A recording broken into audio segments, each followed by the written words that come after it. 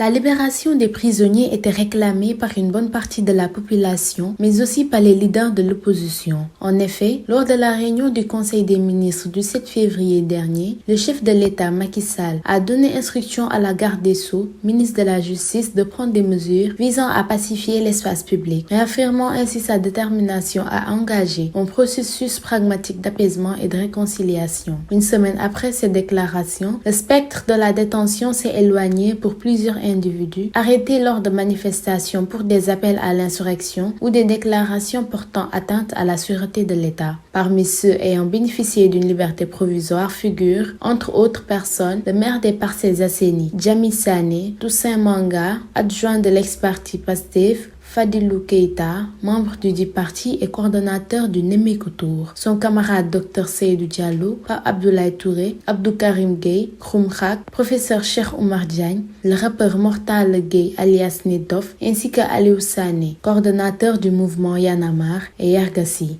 agent de sécurité aéroportuaire officiant à l'AIBD, qui avait été accusé d'avoir aspergé un liquide à Ousmane Sonko, son leader politique, le jour du procès Mame Mbaye Niang Sonko, lorsqu'il a été extrait de son véhicule par des éléments du GIGN. Dans cette liste figure également le prêcheur de la Sen TV, Oustaz Assane Seck, qui avait été écroué en mai dernier pour atteinte à la sûreté de l'État, appel à l'insurrection, actes et manœuvres à trouble l'ordre public. Après leur libération, c'est un moment de soulagement et de gratitude envers ceux qui ont plaidé en leur faveur. Toutefois, il est probable que ces décisions soulèvent des questions sur les motivations sous-jacentes des autorités et sur la direction que prendra la politique du pays. Si certains voient dans cette libération un geste de bonne volonté de la part du gouvernement, une tentative de rétablir la confiance avec les segments de la population qui se sentaient marginalisés ou réprimés, d'autres restent sceptiques, craignant que cette mesure ne soit qu'une manœuvre politique pour calmer les critiques nationales et internationales. Son réel engagement envers un changement durable sur les réseaux sociaux, notamment le réseau social X, les nouvelles se sont répandues. La libération massive des détenus politiques en cours n'est pas un événement. Ces gens ne devaient même pas être en prison, a écrit un internaute. Les partisans de Sonko campent toujours sur leur position, à savoir l'organisation d'une élection à date échue. La communication doit être axée sur l'organisation de l'élection. Nous voulons notre élection ce 25 février, dira-t-il. Et pour l'honorable député Ayib Daffé,